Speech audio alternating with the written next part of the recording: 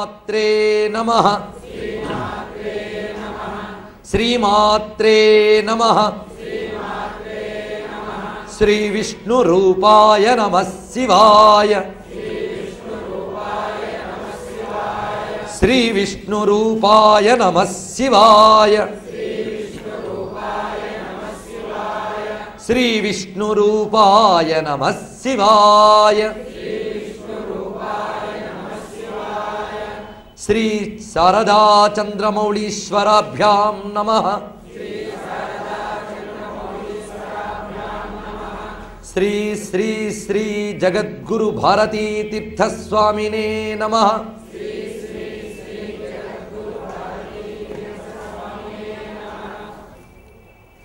నమో మహద్భ్యో ఋషిభ్యో గురుభ్యో నమః. భగవానుడైన దక్షిణామూర్తి యొక్క అవతారము జగద్గురు ఆదిశంకర భగవత్పాదుల వారు మనకు అనుగ్రహించినటువంటి శ్రీ దక్షిణామూర్తి స్తవం 5వ శ్లోకాన్ని చాలా మేరకు వ్యాఖ్యానించుకున్నాం. అంటే ఇంకా కొంత మేర మిగిలింది అని తెలుస్తున్నది. ఇది ఈ స్తవం ఎటువంటిది, ఏమిటి చెప్తున్నాడు అనేది మరొక్కసారి ఆలోచిస్తే ఇది వేదాంతమయమైనటువంటి స్తోత్రం. సాధారణంగా స్తోత్రానికి భక్తి మార్గమే భూమిగా కలిగి ఉంటుంది. అలాంటిది ఈ స్తోత్రంలో జ్ఞాన మార్గంతో కూర్చి ఈయన అందించారు. మామూలు జ్ఞానమా, మొత్తం ఉపనిషత్తులన్నిటి నుంచి పిండి ఇందులో పెట్టి మనకు అందిస్తూ ఉన్నారు. కనుక జ్ఞానభక్తి సమన్వయం ఎంత చక్కగా జరుగుతున్నదో మనం గమనిస్తూనే ఉన్నాం. దీనితో పాటు దీన్ని నిత్యం మననం చేయమన్నారు గురువుగారు. ఈ మననం అనేది శ్రవణం తర్వాత చాలా ముఖ్యమైన సాధన. ఈ మననం వల్ల క్రమంగా నిధిధ్యాసనం ప్రాప్తించాలి మనం. అందుకు మననానికి యోగ్యమైనటువంటి వేదాంత విషయాన్నంతటినీ దీనిలో నిక్షిప్తం చేస్తున్నారు. నిరంతరం విచారణ చేయవలసినది ఇది. అందుకు ఇందులో తేల్చింది ఏమిటంటే నేనంటే ఏమిటో తేల్చుతూ ఉన్నారు. ఈ నేనంటే ఏమిటో తేల్చిన వాళ్ళని జగద్గురువులు అని అంటారు. అందుకే మనకి శంకరాచార్యుల తర్వాత అలా తేల్చిన మహానుభావులు రమణ మహర్షి. ఆయన దగ్గరికి ఎప్పుడు వెళ్ళినా నేనంటే ఏమిటి అనే మాట మీద చర్చ జరుగుతూ ఉంటుంది. మీరు దక్షిణామూర్తి స్తోత్రాన్ని బాగా చదువుకొని రమణుల గురించి కానీ చూస్తే అచ్చంగా ఇవే మాటలు మీకు ఇక్కడ కనిపిస్తూ ఉంటాయి. ఇందులో ఆ నేను నేను నేను అనే మాటకి అది ఎక్కడి నుంచి వచ్చిందో అటు వెళ్ళనేవారు ఆయన ఎప్పుడు కూడా. ఇక్కడ కూడా నిన్న చెప్పుకున్న శ్లోకంలో ముఖ్యమైన శబ్దం అదే. అది వివరంగా చెప్పుకోవడానికి వాళ్ళు దాచిపెట్టుకున్నాం. దేహం ప్రాణమపీంద్రియాణ్యపి చలాం బుద్ధిం చ శూన్యం విదుః శ్రీ బాలాంధ జడోపమాస్త్వహమితి భ్రాంత భుషం వాదినః. అహమితి భ్రాంత అంటే నేను అని తెలుసుకోవడం. అసలు ఆత్మతత్వం తెలుసుకోవడానికి పెద్ద మనకు ముఖ్యమైన శబ్దం నేననేది. ఈ నేననేది ఎక్కడిది అని తెలుసుకోవడం మొదలు పెడితే ఆత్మతత్వం తెలుస్తుంది అని కదా నేనుని తెలుసుకో అని చెప్తున్నారు. అయితే నేను అనే మాట వేస్తే ఆ నేనును మనం ఎక్కడెక్కడ పెట్టామో చెప్తున్నారు ఇక్కడ. కొందరు దేహమే నేనంటారు, కొందరు ప్రాణములు నేనంటారు, కొందరు ఇంద్రియములు నేనంటారు, కొందరు బుద్ధియే నేనంటారు, కొందరు శూన్యమే నేనంటారు. కానీ వీళ్ళందరూ కూడా స్త్రీ బాలాంధ జడోపమ నిన్న ఏనుగు కథ చెప్పుకున్న గుడ్డివాళ్ల మాదిరిగానే నిర్ణయించలేని వారవుతున్నారు సుమా. ఈ రకమైన మాయాకల్పితంగా ఈ నేనుని దీని మీద దాని మీద ఆరోపించుకుంటూ ఉన్నారు. ఈ మాయంతా ఛేదింపబడాలి అంటే ఇన్నిటిని నేను అనుకునే మహావ్యామోహం దీన్ని సంహరింపజేసేవాడు ఆ దక్షిణామూర్తి. ఆయనే స్వాత్మస్వరూపుడు. అంటే ఈ నేనులన్నీ ఊదేస్తే ఎవడు మిగిలేడు ఆయనే దక్షిణామూర్తి. ఇది ఊదడం అంత తేలిక. ఆ ఊదడం గురించి ఇప్పుడు ప్రక్రియ మనకి వివరిస్తూ ఇప్పుడు ఆ నేను అనే విషయం గురించి మాట్లాడదాం. నేననేది ఏదో దానిని నేనంటున్నామా, నేనని దేనితో అంటుకుంటున్నామో దానిని నేనంటున్నామా? ఒక మనిషి బాల్యం నుంచి ఊహ తెలిసిన దగ్గర నుంచి ఒక వస్తువుతో బాగా అటాచ్మెంట్ పెట్టుకుంటే, విడదీయలేని బంధం ఏర్పరచుకుంటే అదే నేను అనుకునే ప్రమాదం ఉంటుంది. ఒక స్తంభాన్ని గట్టిగా పట్టుకుని తర్వాత ఆ స్తంభం కూడా నేను అనుకోవడం ఎలాంటి అజ్ఞానమో, మన నేను అనే భావం దేని మీద వాలుతోందో అది నేను అనుకుంటున్నాం. మనం నేననే భావం వాలుతున్నది అంటే అర్థం దేని వలన ఈ ఇంద్రియములన్నీ చేతనములు పొందుతున్నాయో దానిని నేను అనుకోవడం మానేసి ఆ చేతనత్వాన్ని పొందుతున్న ఇంద్రియాదుల్ని నేను అనుకుంటూ ఉండడం మహావ్యామోహం. ఆ మహావ్యామోహం సంపరింపజేసుకునే ప్రక్రియ మనకి అతి ముఖ్యమైనటువంటిది. అయితే ఇందులో మనం ఇక్కడ గమనించేటప్పుడు ఒక మాట, స్థూలదేహం నేను కాదు అనేది కొంత తేలిపోయింది మనకి. ఎందుకంటే స్థూలం గురించి కొంత చక్కగా మనం అర్థం చేసుకోగలం. ఎందుకంటే దృష్టి ఎక్కువ స్థూలంగానే మనం చూస్తాం. ఇంకా సూక్ష్మం వైపు వెళుతూ వెళుతూ ఉంటే నిజానికి వెళ్ళదు మనస్సు, ఎందుకంటే నిద్ర వస్తుందన్నమాట. అది భయంకరమైన అవస్థ. ఇది మాటిమాటికి ఇలా అంటున్నాను కాదు, దాని అవస్థ. అది ఏం చేస్తామండి? కనుక దక్షిణామూర్తి తత్వం మాకు అంత ఎక్కలేదండి అంటే అర్థం ఆ మహావ్యామోహం అంత పేరుకుపోయిందనమాట. లేదా ఇది ఎక్కించుకోవాల్సిన అవసరం లేదన్న మాట ఏదో ఎక్కింది లోపలికి. ఎవరో చెప్పారు ఈ జపం చేస్తే చాలు, అది చేస్తే చాలు, ఇది అక్కర్లేదని. కనుక అదే బాగుంటుంది అనిపిస్తుంది. కానీ అవి కూడా ఎప్పటికైనా ఇటు తీసుకెళ్ళడానికే పనికొస్తున్నాయి. అందుకు జాగ్రత్తగా ఏకాగ్రంగా వినవలసిన విషయం లేదు. ఎందుకంటే ఇక్కడ దేహ ప్రాణమపీంద్రియాణ్యపి చలాం బుద్ధిం అంటే ఒకదానికంటే ఒకటి సూక్ష్మమైన విషయాలు ఇక్కడ చెప్తున్నారు. ఒకదానికంటే ఒకటి సూక్ష్మం. మనకు స్థూలం పట్టినంతగా సూక్ష్మం వెంటనే తెలియదు. స్థూలమైన దేహం గురించి చెప్తే అర్థమవుతుంది. ఎందుకంటే మనం దానితోనే ఉన్నాం, ఎవరినైనా ముందు చూసేది దానితోనే. తర్వాత సూక్ష్మమైనది వాళ్ళు ఉన్నటువంటి ప్రాణం, అది అత్యంత సూక్ష్మమైనటువంటి, దీన్ని పట్టాలి. మళ్ళీ దానికంటే సూక్ష్మమైనటువంటిది మనస్సు. ఇది ఎంత సూక్ష్మమైనదంటే ఆకాశం కంటే సూక్ష్మం ఇది. ఎందుకంటే ఆకాశం కూడా పంచభూత విషయకమే. ఆకాశమే అత్యంత సూక్ష్మం. ఆకాశాన్ని పట్టగలమా? అత్యంత సూక్ష్మం గనక ఆకాశాన్ని అవగతం చేసుకోలేక ఆకాశం పంచభూతాల్లో ఒకటి కాదు పొమ్మన్నారు కొంతమంది. వీళ్ళనే చార్వాకులు అని అన్నారు. చార్వాకుల దృష్టిలో 4 భూతములు. ఆకాశం భూతం ఏంటయ్యా? శూన్యం అది. అందుకని భూతమే కాదన్నారు వాళ్ళు. అంటే అత్యంత సూక్ష్మం అవగానే దాన్ని తెలుసుకోలేని లక్షణం జడత్వం వల్ల, మాయ వల్ల మనకు ఆక్రమించుకుంటుంది. కనుక సూక్ష్మం మనకి ఎక్కదు. కానీ పరమాత్మ సూక్ష్మాతి సూక్ష్ముడు. ఆయన కావాలి అంటే మాత్రం సూక్ష్మాన్ని చూడగలిగేటటువంటి దృష్టి ఉండాలి మనకి. స్థూల దృష్టి వదిలితే కానీ దొరకడే. ఇప్పుడు నెమ్మదిగా దాటి దాటి దాటి వచ్చాం. మనలో నిజానికి అత్యంత సూక్ష్మమైనది ఏంటో చెప్పండి? మనస్సు. అది అత్యంత సూక్ష్మమైనది. కానీ మనకు అది స్థూలంలా అనుకుంటాం.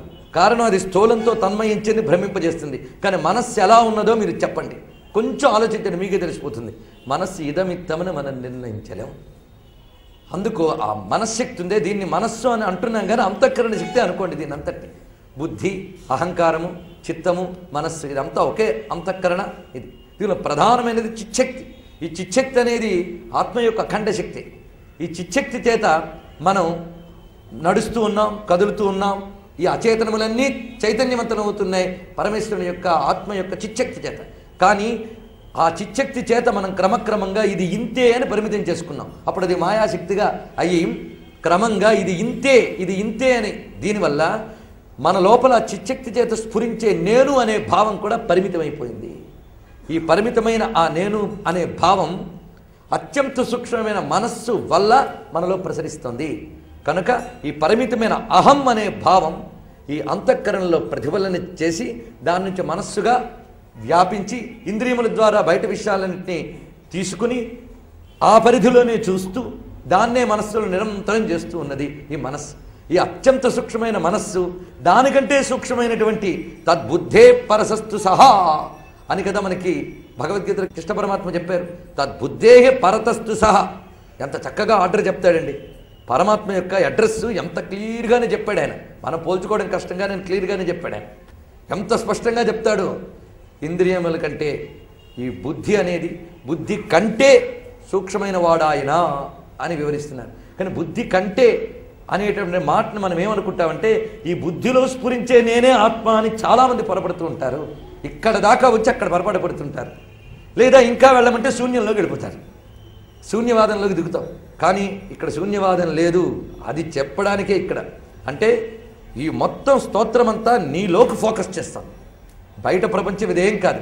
ఎక్కడో ఒక లోకంలో దేవుణ్ణి కూర్చోబెట్టి ఆయన్ని భజన చేయడం, ఆయన చేసే కథలు, ఆయన చేసే లీలలు ఇది చెప్పి రంజింపజేయడం ఒకటి, అదొక ప్రక్రియ. కానీ సర్వవ్యాపకమైనటువంటి ఆ మహా చైతన్యం నీలో ఉందని నీలోకి చూపించే ప్రక్రియ ఇక్కడ జరుగుతుంది. అతి దగ్గరగా నువ్వు అనుకునే ఏ ఈశ్వరుడు ఉన్నాడో వాడు ఎంత దగ్గరగా ఉన్నాడంటే గట్టిగా మాట్లాడితే నువ్వే ఆయనే కూర్చున్నాడు లోపల. అది ఎలాగో చెప్తున్నాడు. కనుక ఇప్పుడు ఈ నేను అనే భావనే పరమాత్మ వల్ల కలుగుతున్నది అని. కనుక నేనుని బాగా తెలుసుకుంటే పరమాత్మ తెలిసిపోతాడు. అంటే నేనే పరమాత్మ, నేనే పరమాత్మ, అందులో సందేహం లేదు. అయితే ఏ నేను? ఇది ప్రశ్న. ఇద్దరు నేనులు ఉన్నారా? ఇద్దరు నేనులు ఉన్నారా?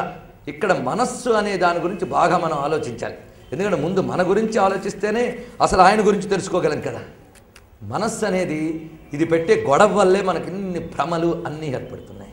అయితే దీనికి మాత్రం భ్రమ చెందడం అనే చైతన్యం దేనివల్ల వచ్చింది? అసలు ఆయన వల్లే, అసలు ఆయన అంటూ ఉండడం వల్లే ఇవన్నీ కలుగుతూ ఉన్నాయి. బ్రహ్మచంద్రియ చైతన్యమైనా దీనివల్లే. మనం ఉదయాన్నే నిద్రలేస్తాం, బోల్డ్ పనులు చేస్తాం, ఆ రోజు ఏదో చేయరాని చేస్తాం. ఇదంతా ఎందుకయ్యా చేసావంటే అసలు పొద్దున్నే నిద్ర లేవడం వల్లే కదా ఇది జరిగింది.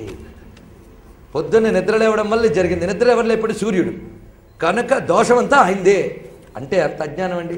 ఒక ఆయన అన్నట్ట తలనొప్పి ఎందుకు వస్తుందయ్యా అని, తల ఉండడం వల్ల అన్నట్ట. ఇది ఫస్ట్ రీజన్ అంట. కనుక అహమనే భ్రాంతి కూడా ఎందువల్ల ఏర్పడిందంటే ఆత్మగాడి వల్ల అని మనం అనకూడదు. అది ఇక్కడ తల ఉండడం వల్ల తలనొప్పి వచ్చిందన్న దోషమా కాదా? ఆ తలతో చెయ్యరాంది ఏదో చేసాం, లేదా నోటితోనే ఏదో చేసాం కానీ తల కొట్టింది, కానీ తల దోషం కాదు అది. అదేవిధంగా అక్కడ అసలు ఉనికి అయిన ఆత్మ యొక్క ప్రకాశం దీని యందు భాషించడం చేత అది ప్రతిబింబితమై, ఆ ప్రతిబింబితమైన చైతన్యం దేహాదులతో తన్మయమైపోయి, దేహంతో తన్మయమైపోయి, ప్రాణాదులతో తన్మయమైపోయి, అది చూసే నామరూపాలతో తన్మయమైపోయి, ఆ తన్మయమైపోయి తిరుగుతున్న నేనుగాడు ఒకడున్నాడు. దీనికి అతీతంగా దీనికి ఆ ప్రకాశాన్ని ఇచ్చిన వాడు ఒకడున్నాడు. కానీ ఈ నేనుగాన్ని అక్కడ కలిపేస్తే అహం బ్రహ్మాస్మి అయింది. కానీ మనం ఏంటి, అహం దేహోత్సంలో తిరుగుతున్నా, అంతే తేడా. ఇది జాగ్రత్తగా పరిశీలిస్తే ఇద్దరు నేనులు మనకు కనబడుతున్నారు. ఇదేమిటండి డబుల్ యాక్షన్ చేసి హీరోలోగా ఇద్దరు నేనులు అంటే ఉన్నారు, మరి ఏం చేస్తాం? ఇద్దరు నేనులు. అసలు నేను అర్థం కావాలంటే నకిలీ నేను కూడా బాగా అర్థం కావాలి. ఫాల్స్ సెల్ఫ్ అనమాట వీడు. ఈ నకిలీ నేను వీడి గురించి కొంచెం ఆలోచిస్తే నిజానికి ముందు మనస్సు అంటే ఏమిటో తేల్చేసి వీడి గురించి వెళ్దాం. ఇది తేల్చడం మహా కష్టం. మనస్సు అంటే ఏంటో చెప్పగలమా? చూడండి, మనస్సుని చెప్పాలి అంటే ఒక వస్తువు స్వరూపం చెప్పాలంటే నిలకడగా అది ఉంటేనే చెప్పగలం. అలా పరిగెడుతున్న ట్రైన్ని అది ఎలా ఉందో చెప్పు అంటే అలా పరిగెడుతుంటే నేనే చెప్పగలను, ఆగాలి అంట. అలాగే బాగా తిరుగుతున్న బొంగరం దాని అసలు స్వరూపం చెప్పవయ్యా అంటే అది ఆగితే కదా దాని కలర్ ఏమిటో, దాని అసలు స్వరూపం ఏమిటో నేను చెప్తాను. కానీ ఇది ఆగదే, నిరంతరం తిరగడమే దీని పని. అయితే సూక్ష్మమైనది అందదు అని చెప్పడానికి అర్జునుడు ఒక మాట చెప్పాడు, మనస్సును కంట్రోల్ చేయి, కంట్రోల్ చేయి. అది చేస్తే కానీ, ఎందుకంటే నిలకడ అయితే కానీ తేలదండి. నిలకడ మీద తేరుతుంది, నిలకడ మీద తేరుతుంది అంట. నిజం నిలకడ మీద తేరుతుంది అని, నిజం నిలకడ మీద తేరుతుంది అనేది లోకంలో చెప్పే మాట. అది కాదు, నిజం అంటే అసలు సత్యం నిలకడ ఉంటేనే తేరుతుంది అని అర్థం. నిలకడ కలిగి ఉండాలి. కానీ మనకి ఎక్కడుంది? Every time motion motion motion, నిరంతర భ్రమణం భ్రమణం భ్రమణం భ్రమణం. నిరంతర భ్రమణశీలత వల్ల మనకు సత్యం తెలియడం లేదు. కనుక ఈ భ్రమణశీలత ఒకటి, భ్రమణము లేని స్థితి ఒకటి. ఈ రెండు మనం బాగా అర్థం చేసుకుంటే ఈ మనస్సు అంటే ఏమిటి, ఆత్మ అంటే ఏమిటో అర్థమవుతుంది మనకి. మనస్సు అంటే ఏమిటో కాదు, నిరంతరం చలించే చైతన్యం పేరు మనస్సు.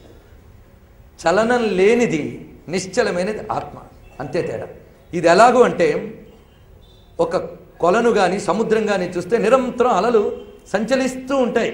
దానికి అలలువి సంచలనం, దీనిలో కారణం దానిలో వచ్చే స్పందన వల్ల ఇవి జరుగుతున్నాయి. ఆ జలమంటూ ఉండడం వల్లనే దానిలో ఈ స్పందన కలిగి వచ్చింది. అలాగే చిచ్చక్తి వల్ల మనలో ఏర్పడినటువంటి ఈ అహం అనేటటువంటి భావన వల్ల ఏర్పడిన చాంచల్యం ఏదేందో ఈ చాంచల్యమే మనస్సు. మనస్సు అంటేనే చాంచల్యం. అందుకే ఇది వాయోరివ సుదుష్కరం మన మాట చెప్పాడు అర్జునుడు. ఎందుకంటే సూక్ష్మమైన వస్తువు కనుక పట్టడం మహా కష్టం. మనస్సును కంట్రోల్ చేసుకో, ఒక్క మాట చెప్పి వెళ్ళిపోయాడు ఒక ఆయన. చాలా బాగుంది, మనస్సును కంట్రోల్ చేసుకోవచ్చు, అంత సింపుల్ అండి చెప్పడం. అది చెప్పడం చాలా తేలిక, అంత సింపుల్. మొత్తం అంత ధర్మం కూడా దాని ఒక్క దాని మీద ఉంది. కనుక ధర్మములన్నీ చెప్పి ఇన్ని ధర్మములకి ఫౌండేషన్ ఏంటో తెలుసా? ఇంద్రియ నిగ్రహ అన్నాడు. ఇంద్రియాలను నిగ్రహించాలంటే ముందు మనస్సును నిగ్రహించాలి కదా, దాన్ని నిగ్రహించడం మహా కష్టం. అందుకు మనో నిగ్రహం వాయువురివి సుదుష్కరం. ఎందుకంటే వాయువు మనం చూస్తున్న పృథ్వీ కంటే, దానికంటే సూక్ష్మమైన అగ్ని కంటే, దానికంటే సూక్ష్మమైన జలం కంటే, జలం కంటే సూక్ష్మమైన అగ్ని కంటే, అగ్ని కంటే సూక్ష్మమైన వాయువు కంటే సూక్ష్మం. కనుక సూక్ష్మమైన వాయువు దగ్గరికి వెళ్ళాడు. వాయువే నువ్వు పట్టగలవా? పృథివీని పట్టుకోగలవు, సాలిడ్ ఫార్మ్. జలం పృథ్వీ అంత గట్టిగా పట్టుకోలేకపోయినా ప్రయత్నించే దొన్నులోను వాటిలోను. అగ్ని కూడా పట్టడం కష్టం, కానీ దాని సాధనలు దానికి చేస్తే దాన్ని పట్టగలం. అగ్ని కంటే సూక్ష్మం వాయువు, దాన్ని పట్టగలమా? నేను పట్టానండి. ఏం పట్టావు? ఏం పట్టలేదు. కనుక వాయువుని మహా కష్టం పట్టడం. దానికంటే సూక్ష్మం ఆకాశం. మరి సూక్ష్మమైన వాయువునే మహా కష్టం, ఇంకా మనస్సు గురించి ఏమిటి? అది అర్థం కావడానికి వాయువురివి సుదుష్కరం అని అన్నాడు. అదైతే మనకు అర్థమవుతుంది. వాయువుని పట్టడమే అంత కష్టమైనప్పుడు మనస్సును పట్టడం ఇంకెంత కష్టం. కానీ ఆత్మ తెలియాలి అంటే మనో నిగ్రహం తప్ప మరొక మార్గం లేదు లేదు లేదు లేదు. అంతకు మించి మరో మార్గం లేదు. మనస్సు నిగ్రహించాల్సిందే, అది తప్ప లేదు. అందుకే ప్రత్యేకించి అన్ని యోగాలకి మధ్యలో గీతలో ద్వార్దేహిళి దీప న్యాయం కింద ఆత్మసంయమ యోగం పెట్టాడు ఆయన అక్కడ. ధ్యానయోగం అది అన్ని యోగాలకి ప్రధానం. అదే ధ్యానయోగం అంటే మరేంటో కదా, ఆత్మసంయమనం. అది నిలిపితే కదా అసలేంటో తెలుస్తుంది. ఆ కోనేరు యొక్క అసలు స్వభావం అలలు అణగిన తర్వాత అర్థమవుతుంది. నిరంతరం అలలే కనుక మనస్సు అంటే ఏమిటి? ఆలోచనల పరంపర. ఇది ఇప్పుడు మనకు వచ్చాం. ఈ ఆలోచనల పరంపర ఎంత దగ్గరగా ఉందంటే ఈ మనస్సు నిజానికి పెద్ద భేదం లేదు, అలాగే ఉంది, అంత దగ్గరగా ఉంది. అయితే ఈ అలలకి ఆ కొలనికి ఎంత తేడావో ఈ మనస్సుకి ఆత్మకి అంతే తేడా ఉన్నది. ఎందుకంటే అసలు స్వరూపం తెలియనివ్వట్లేదు ఈ మనస్సు. ఎందుకంటే ఆలోచన ఆలోచన ఆలోచన ఆలోచన ఆలోచన. దీనిని వృత్తి అని అంటారు వేదాంత పరిభాషలు. వృత్తి వృత్తి అంటే వర్తనము అని అర్థం, వర్తించుట. దీన్ని ప్రవర్తన అని మనం అన్నాం. మన ఇంద్రియాలన్నింటికి వృత్తులు ఉన్నాయి. ఇంద్రియాలన్నీ వివిధములు ఎందు వర్తిస్తూ ఉంటే వివిధ విధములుగా వర్తిస్తున్నాయి. కానీ ఇంద్రియ వృత్తులు, ఇంద్రియ వృత్తులకు కూడా ఆధారం మనోవృత్తులు. ఇంద్రియ ద్వారా కదా మన ఆలోచన ఇవన్నీ చేస్తాం. కనుక ఆలోచనలు అలల అలల అలల వలె వస్తూ ఉంటాయి. దీన్ని గట్టిగా ఆపమంటే నిద్ర వస్తుంది మనకి, ఇంకేం రాదు. అసలు మనస్సు గురించి చెప్తే ఎక్కదు. అసలు ఏ వస్తువేనా నీ వస్తువును కూడా బయట చెప్తే మనకి కానీ మనకు ఎక్కట్లేదు. అది వచ్చింది బాధ. ఎందుకంటే అంత బయటికి అంటుకుపోయాం మనం, అందువల్ల వస్తుంది. కనుక వీటన్నిటి దాటి అక్కడికి వెళ్ళాలంటే ఈ అలలతో కూడుకున్నటువంటి ఆ స్థితి ఏది ఉందో అలాంటిదయ్యా ఇది. కనుక చలనశీలమైనటువంటి ఏ లక్షణం ఉన్నదో ఆలోచన పరంపరలు. కనుక ఆలోచనకి ఎప్పుడైనా రెస్ట్ ఉందా? ఏదో ఒకటి, ఏం ఆలోచించకండి అంటాడు ఒకడు. ఆలోచిస్తే అనవసరంగా తలనొప్పి వస్తుంది, ఆలోచించకండి అని. నేనేం ఆలోచించలేదు అని అంటాడు. అన్నవాడు అడిగి చెప్పినవాడు మూర్ఖుడు, అన్నవాడు ఇంకా మూర్ఖుడు. ఇది ఆగదే, ఇది పనిచేస్తూనే ఉంటుంది. ఎందుకంటే దాని స్వభావమే చంచలం. దాన్ని ఆపమంటే ఎలా ఆగుతుంది? నిరంతర ఆలోచనల వల్ల దీనికి అసలు స్వరూపం వెళ్ళట్లేదు. కనుక మనం చివరికి నిరంతర వైబ్రేషన్స్ అలల గురించి చెప్తే ఎలా ఉంటుంది? అందుకే నేను అనేవాడిని మనం చెప్పడం మొదలు పెడితే ఓహో మనస్సునే నేను అనుకునే ప్రమాదం ఉంది. ఈ ప్రమాదం చేతే చాలామంది నేను అంతటా వ్యాపించి ఉన్నాను కదా అంటే అంతేనండి, మీలో నేను అంతలో ఒకటే పరమాత్మ అనుకుంటారు. ఒకటే పరమాత్మ అంటే ఈ దేహము నేనని ప్రాణము నేనని అనుకునేటటువంటి మనశ్చైతన్యం కాదు. దానివల్ల పొరపాటు పడే మన వాళ్ళు ఆ చెప్పిన సర్వాత్మ భావాన్ని సాంకరీ భావన కిందకి తీసుకొస్తున్నారు. ఆ పొరపాటు పడే. అందుకే మనస్సు కంటే సూక్ష్మమైనది, అంతఃకరణం కంటే సూక్ష్మమైనటువంటిది అని. అంటే ఇప్పుడు ఒకటి తెలిపోయింది మనకి, ఆత్మ ఒక్కటే అభౌతికము, మిగిలినవన్నీ భౌతికము. ఈ భౌతికములన్నిటినీ కూడా చేతనత్వం కలిగించేది అభౌతికమైనటువంటి పదార్థం. కానీ ఈ భౌతికములు ఏవి కూడా అది కాదు. అభౌతికమైన దానివల్లే ఇవన్నీ గోచరిస్తున్నాయి కానీ ఇవేవి అది కాదు. కనుక మనస్సు కూడా భౌతికమే. ఎలాగో అంటే సూక్ష్మం కావచ్చు, కనిపించే ఈ అన్నమయాది శరీరముల కంటే సూక్ష్మం కావచ్చు. కానీ మనస్సు కూడా అన్నం వల్లే ఏర్పడుతుందని మనకు శాస్త్రం. అన్నమయం హి సౌమ్య మనః అని చెప్పబడుతుంది. అన్నమయం హి సౌమ్య మనః. మనం తినే అన్నంలో సూక్ష్మ భాగం మనస్సుగా మారుతుందిట. స్థూల భాగం మాలిన్యంగా వెళ్ళిపోతుంది, కొంత సూక్ష్మ భాగం శక్తిగా మారుతుంది, అత్యంత సూక్ష్మ భాగం మనస్సుగా మారుతుంది. అందుకే అన్నం విషయంలో మనకి లిమిటేషన్స్ పెట్టారు. ఎక్కడ పెడితే అక్కడ తినకూడదు, ఎలా పెడితే అలా తినకూడదు. అంటే ఏవి పెడితే ఆలోచనలు వస్తాయి, అది ప్రమాదం అన్నమాట. అన్నం వల్ల అత్యంత సూక్ష్మభాగం అనేది మనశ్చైతన్యానికి కావలసిన సామగ్రిని తయారు చేస్తుంది. ఆ తయారు చేసినప్పుడు ఈ మనోరూప చైతన్యం వల్ల అది యాక్టివ్ అయి ఈ అన్నరూప సంస్కారం సంక్రమించడం చేత దానిలో పుట్టే బుద్ధులు ఇవన్నీ ప్రమాదములు అవుతాయి. అందుకే మనకి అన్న నియమం చాలా పెట్టారు. ఇన్ని అన్న నియమాలున్న దేశం ఇంకోటి ఉండదండి. అందుకే మన హైందవ మతాన్ని చాదస్త మతం అంటారు. అంతేకాదు హైందవ మతంలో మళ్ళీ ధర్మాన్ని బాగా అనుష్ఠించేటటువంటి వాడిని చాదస్తుడు అని అంటాం. ఎందుకంటే వాడికి శాస్త్రం ఎక్కువ తెలుసు, సైన్స్ ఎక్కువ తెలిస్తే చాదస్తం అంటాం. అంతే. ఎక్కడైతే నాగరికత బాగా అభివృద్ధి చెందుతుందో అక్కడ చాదస్తం బాగా ఉంటుంది. కనుక బాగా నాగరికమైన మతం హిందూ మతం కనుక దీనికి చాదస్తం ఎక్కువ. అందులోని సంప్రదాయాన్ని బాగా పాటించేవాడు ఇంకా గొప్ప నాగరికుడు కనుక వీడికి చాదస్తం ఎక్కువ.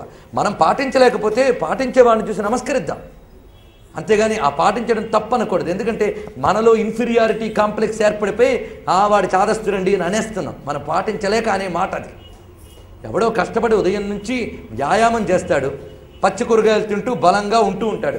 అది మనం చెయ్యలేక పొద్దున్నే నిద్ర లేవలేక 4 అడుగులు వేయలేక వాడిది మరీ చాదస్తమండి, అంత అక్కర్లేదులేండి అని అంటాం మనం. వీడు చెయ్యలేకపోతే వాడు చేస్తున్నందుకు ఎప్రిషియేట్ అయినా చేయాలి, ఆదర్శంగానే తీసుకోవాలి. కానీ ఆ చేసేవాడిని విమర్శిస్తే అది వచ్చింది ప్రారంభం మనకి. అందుకే మన దివ్యమైన నాగరికత నుంచి మనం దూరం అవడానికి కారణం ఈ బద్ధకం చేత, అనుసరించడానికి ఏర్పడేటువంటి ఒక ఈ అజ్ఞానం చేత మనం వాటి నుంచి దూరం అయిపోయాం. ఇక్కడ ఎందుకంటే ఈ మాట ఇంత వచ్చింది, అన్నమయం హి సౌమ్యమనః అనేటువంటి శాస్త్రవచనం చెప్తున్నది మనకి. అన్నమయం ఈ మనస్సు కూడా. మరి ప్రాణము ఇది సూక్ష్మం కదా అంటే ఇది అబ్ధాతువు నుంచి ఏర్పడింది అని చాందోగ్యం మనకు చెప్తోంది. అంటే హైడ్రోజన్ అంటామే ఆ జలధాతువు నుంచి ఏర్పడినది ఇది. కనుక ప్రాణం చలనాత్మకం, మనస్సు ఆలోచనాత్మకం. చలనశీలమైనది ప్రాణం. అది ఎలాంటిదంటే ఈ ప్రాణం ఇన్ని ఇంద్రియాలను సూత్రంలా తీసుకొస్తుంది. అంటే ఇంద్రియాలన్నీ పూసల్లాంటివి అనుకోండి, వాటిని ఒక దగ్గర ఆర్డర్లో పెట్టి వీటన్నిటికి లింక్ ఇచ్చేది ప్రాణం. ఆ ప్రాణం లింక్ వల్లే మనం కాళ్ళ నుంచి తల వరకు నేను అనుకోగలుగుతున్నాం. మనం ఆ చైతన్యం ఏకగా ప్రవహించడానికి కారణం ప్రాణం అనే లింకు. ఇందులో పూసలు భౌతికమే, దారము భౌతికమే. అందుకు ప్రాణము భౌతిక పదార్థమే, చిట్ట చివరికి మనస్సు భౌతిక పదార్థమే. మరి అభౌతికమేమిటి? భౌతికమైన దేనికైనా పుట్టడం, పెరగడం, పోవడం అనే లక్షణం ఉంటుంది. దీనికి ఆ లక్షణాన్ని ఇస్తూ ఆ లక్షణాలు లేనిది ఏదో అది అభౌతికం, అది ఆత్మ. కనుక వీటిలో ఏర్పడే సృష్టి స్థితిలకి హేతువై తనకి సృష్టి స్థితిలో లేనటువంటిది ఏదో అది ఆత్మతత్వం అని మనస్సు గురించి ఎంత చక్కగా చెప్పారండి. మరి మనస్సు యాక్టివేట్ అయింది దానివల్లే కదా. ఆత్మ ప్యాసివ్, మనస్సు యాక్టివ్. ఇది ఒక్కడ మనం తెలుసుకుంటే చాలు. అంటే చలనాత్మకమైతే మనస్సు, నిశ్చలమైతే ఆత్మ. నిశ్చలమైన దాన్ని ఆధారం చేసుకుని ఈ చలనం వచ్చింది. మనకి ఈ చలనమే పైన చూస్తున్నాం కనుక తద్భ్రాంతిజన్యములన్నీ నేను నేను నేను నేను నేను మనసు ఏది డిసైడ్ చేస్తుంది నేను అంటే ఒక్కడి బాగా ఇప్పుడు మనకు తెలిసిపోయింది.